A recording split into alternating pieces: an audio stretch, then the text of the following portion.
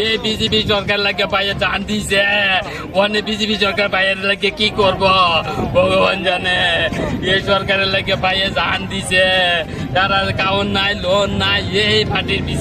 পিছে আজকে পাইয়ের মেরে লেছে গো মেরে লেছে গো বেশ কয়েকটা নাম আইছে তাদের বিরুদ্ধে তারা